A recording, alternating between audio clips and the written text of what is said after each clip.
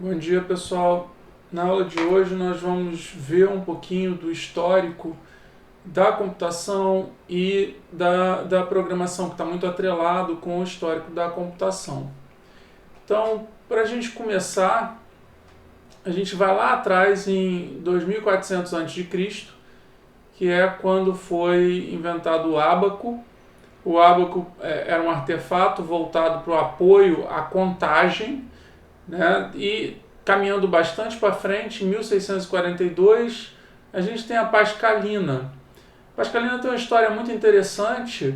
O Blaise Pascal, ele tinha 19 anos, o pai dele era contador, e ele percebia a dificuldade do pai dele no dia a dia de trabalho.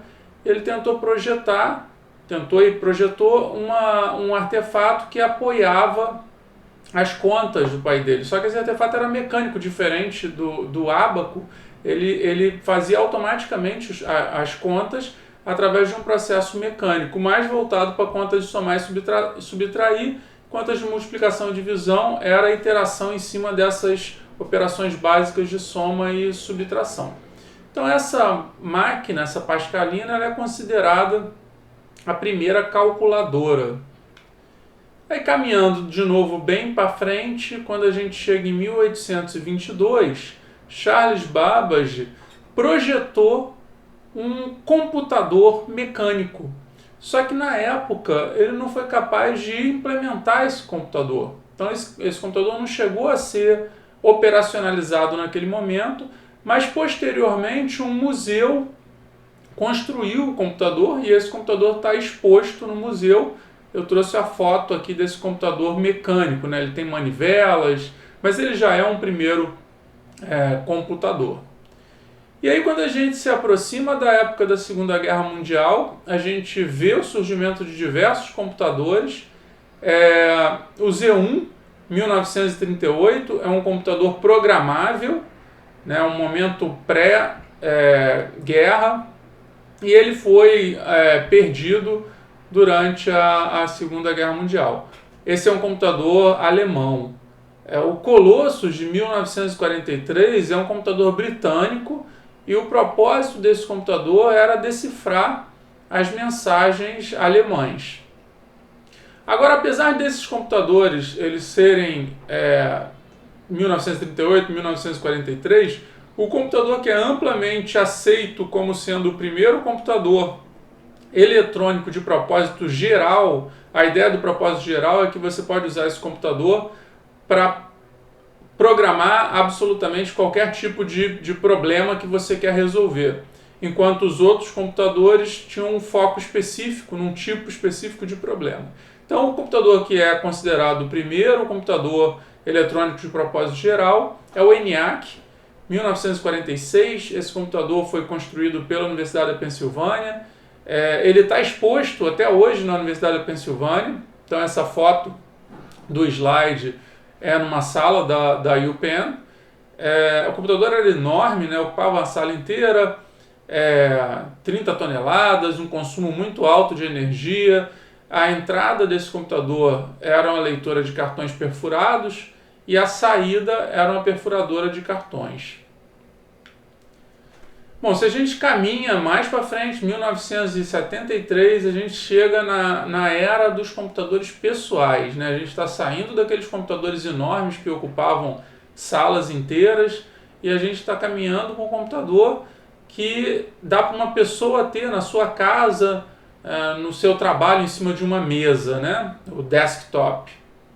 Então, a gente tem aqui o primeiro computador pessoal produzido pela Xerox. A Xerox tinha um departamento muito importante que gerou muitos avanços tecnológicos, né? Então esse computador pessoal ele já tinha mouse, ele já tinha interface gráfica. A gente está falando de 1973, né? Um sistema operacional.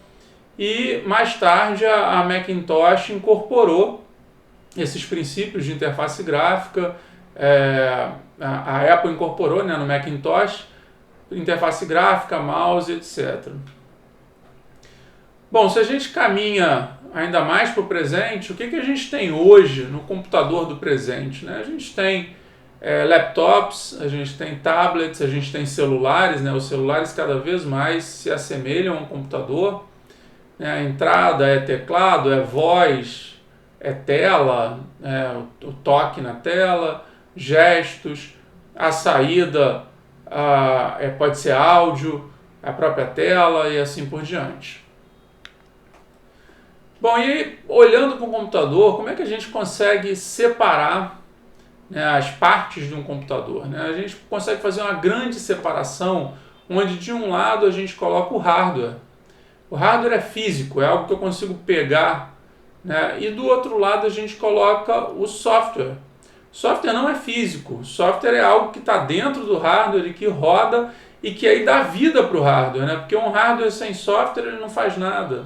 O software é fundamental para que esse hardware tenha um propósito, né? Tem uma brincadeira que a gente faz no meio de computação para distinguir hardware e software, que hardware é o que você chuta e software é o que você xinga, né? Porque ele é intangível. Mas brincadeiras à parte, o hardware na foto que eu botei nesse slide na esquerda é físico, né? Então tem várias peças, cada peça tem um propósito, seja entrada, seja saída, seja processamento, transferência de dados, armazenamento de dados. E o software é o que dá vida, né? É o que faz bom uso desse hardware para entregar para o usuário final algum tipo de resultado que seja útil para ele. Bom, e aí, beleza, eu tenho um computador, né? E eu sei que o computador é uma máquina avançada, uma máquina que faz contas, que consegue executar programas. Eu sei que esse computador é muito preciso, né? Dado um programa, ele executa sem erro aquele programa, né? E o que é um programa que eu estou falando que o computador é capaz de executar? Programa é uma sequência de passos, né? Então, na hora que eu escrevo um programa, eu estou dando instruções para o computador do que eu quero que ele faça. Então, eu estabeleço uma sequência de passos e o computador vai ser capaz de ler essa sequência de passos e executar com duas características. Primeira característica, ele executa muito rápido cada passo. Muito mais rápido do que um ser humano lendo aqueles passos e tentando executar aqueles passos. Segunda característica, ele executa sem erro os passos. O que eu falar para ele fazer, ele vai fazer sem errar. Eu posso falar errado, o que é muito ruim, e aí ele vai executar o que eu falei. Então, se eu falei errado, ele vai executar errado, porque eu falei para ele executar errado. Agora, se eu conseguir escrever um programa correto, onde eu falo corretamente o que ele tem que fazer, ele executa ao pé da letra o que eu estou pedindo para ele executar. E aí vem um ponto-chave, né? Eu falei que o computador é uma máquina que sabe executar programa. Eu falei que programa é uma sequência de passos que o computador vai interpretar e vai executar com duas características, vai executar rapidamente e vai executar de forma correta. Agora, como é que eu especifico para o computador essa sequência de passos? Será que eu posso escrever em português ou eu tenho que escrever em inglês? Na verdade, nem em português nem em inglês a gente tem linguagens de programação. Uma linguagem de programação é uma linguagem criada para você escrever um código, uma sequência de passos que o computador sabe interpretar. Então, se eu escrevo nessa linguagem, o computador vai conseguir ler meu programa, vai conseguir interpretar e vai conseguir executar esse meu programa. Bom, mas como é que é essa linguagem, né? O que o computador entende, na verdade, se não é português, não é inglês? Na verdade, a linguagem do computador é zeros e uns. A gente chama isso de binário, né? Um bit, ele tem dentro dele um 0 ou um 1. São as únicas duas coisas que o computador entende.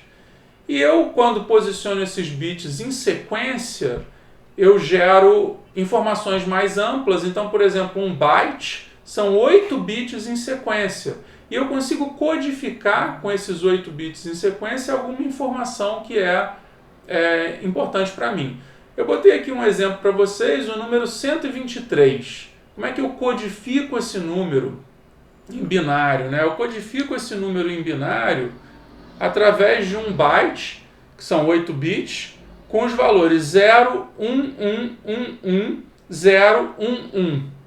Então existe toda uma lógica por trás disso de como você transforma essa sequência de bits nessa codificação do número 123. Eu não vou entrar no detalhe, mas só para matar a curiosidade de vocês, se vocês quiserem depois, vocês se aprofundam na própria internet, vocês vão encontrar muita gente explicando isso. Mas se eu pegar o número 1 mais à direita, eu vou multiplicar ele por 2 elevado a 0, que é 1. Vou pegar o número 1, segundo o número 1, vou multiplicar por 2 elevado a 1. Vou pegar o 0 mais à direita, vou multiplicar por 2 elevado a 2. E vou fazendo isso até chegar no meu último 0 à esquerda, e eu vou somar esses números. Ao somar esses números, eu vou chegar no 123. Estou falando isso só a título de curiosidade, se vocês quiserem aprofundem um pouco, mas não é necessário para a gente entender a dinâmica de programação no contexto dessa disciplina.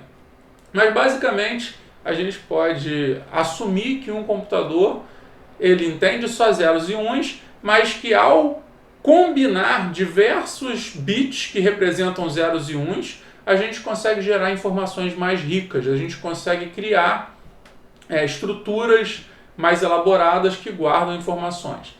E o que é que o microprocessador do computador faz? Ele opera em cima desses zeros e uns, né? O 0 ele tem a semântica de desligado, o 1 tem a semântica de ligado. A outra forma de interpretar é que o 0 é falso, o 1 é true, é verdadeiro. Então o microprocessador ele opera em cima desses zeros e uns, movendo esse conteúdo de grupos de bits, de zeros e uns, somando, subtraindo, comparando, né? Então são as operações usuais de um microprocessador. Bom, aqui tem dois textos interessantes que cabem uma reflexão para a gente, né? O primeiro é alertando a gente que o computador é uma ilusão, na verdade, né? Esse vídeo que vocês estão vendo, né? Vocês estão vendo eu falando, estão escutando minha voz, tudo isso é 0 e 1 por baixo dos panos. Em última instância, cada cor de cada pixel que está aparecendo nesse slide, ele está codificado em zeros e uns. Né? A minha voz que está chegando até vocês está codificada em zeros e uns. Então o computador gera para a gente uma grande ilusão, onde a gente vê arquivos, a gente vê texto, a gente vê imagem, a gente vê vídeo, mas que em última instância, lá embaixo dos panos, tudo é 0 e 1 dentro do computador. E uma outra reflexão também muito interessante a gente fala que quando a gente ensina alguma coisa, a gente aprende, né? E nessa reflexão do Donald Knuth, ele fala que a gente aprende de fato alguma coisa quando a gente ensina para um computador. E aqui vale um raciocínio. Por que ele está falando que a gente aprende de fato alguma coisa quando a gente ensina para o computador? Porque quando você está contando alguma coisa para um outro ser humano, o outro ser humano tem uma capacidade cognitiva muito ampla. Então, se você cometer diversos pequenos equívocos na sua fala, o outro ser humano vai abstrair esses equívocos e vai conseguir entender a essência do que você está falando. Vai conseguir assimilar essa essência do que você está falando e vai entender a mensagem. Computador não. Computador, se você cometer pequenos equívocos no programa, onde você está conversando com o computador, você está instruindo o computador do que ele tem que fazer, o computador não vai ser capaz de abstrair esses pequenos equívocos e fazer a tarefa de forma correta. Ele vai parar a execução e ele vai falar que não entendeu o que você falou para ele. Então, se você consegue explicar para um computador alguma coisa, você com certeza dominou essa coisa. Não pode ter pontos de dúvida na hora que você está explicando para um computador. Bom, mas vamos lá então. Eu falei para vocês que o computador, por baixo dos panos, entende binário, né? Binário, tudo é 0 ou 1. É as únicas coisas que ele entende. Só que a gente não programa em binário. Existem linguagens de programação em cima do binário que, de certa forma, abstraem um pouco aquele papo que a gente teve, né, que o computador é uma grande ilusão, abstraem um pouco o binário, permitem a gente conversar com o computador de uma forma um pouco mais inteligível, né? Então, o primeiro nível de linguagem de programação é a linguagem de montagem, a gente chama de linguagem assembly. A linguagem assembly, ela tem símbolos mais amigáveis para a gente conversar com o computador, para a gente especificar o que a gente quer que o computador faça, né, na hora que a gente vai dar as instruções. Eu não preciso ficar escrevendo zeros e uns. A memória do computador também está organizada através de símbolos, que facilita a nossa interação com as posições de memória. E eu, de certa forma, acabo escrevendo um programa de alto nível, se comparado com o binário, né? Então aqui tem um exemplo de um programinha em Assembly. Eu não quero que vocês se preocupem com o que está escrito, a gente não vai estudar Assembly, mas eu só queria que vocês enxergassem o nível de complexidade desse programa. Então esse programa, o propósito dele é somar dois números, é somar 17 com 5. E para eu fazer isso, eu tenho uma sequência de instruções onde eu movo informação de um lugar para outro, jogo informação para um lugar, pego informação de outro lugar, faço a operação em si. Então eu tenho uma sequência de instruções de baixo nível, porque eu estou muito próximo da máquina, É muito eficiente esse tipo de linguagem, roda muito rápido porque está muito próximo da máquina, mas claramente não é algo que está próximo da nossa linguagem como ser humano. Para nossa sorte, existem diversas outras linguagens que a gente chama de linguagem de programação de alto nível. Essas linguagens abstraem o hardware da máquina e distanciam desse hardware e se aproximam da nossa linguagem falada, Algumas linguagens de alto nível estão muito próximas do inglês ou do português para tentar ficar mais fácil para um ser humano escrever e entender nessas linguagens, Então, basicamente, numa linguagem de alto nível, a gente está mais preocupado em falar o que a gente quer que o computador faça do que falar em baixo nível como que é para o computador fazer. Se ele vai mover a informação de um lado para o outro, não é tanto nossa preocupação. A nossa preocupação é que ele some aqueles dois números. Mas se eu estou escrevendo numa linguagem de alto nível e o computador ele entende uma linguagem de baixo nível, ele entende o binário, como é que faz para o computador entender essa linguagem de alto nível? Bom, aí entram dois elementos, que é o compilador ou interpretador.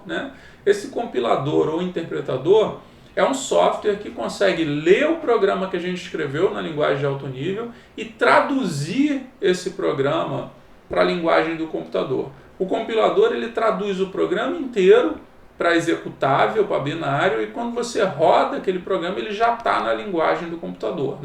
Então ele gera um .exe, se eu tiver no Windows, o compilador, e aí quando eu rodo o .exe, o .exe já é binário, ele roda na linguagem do computador. O interpretador é um pouco diferente, ele não gera um executável.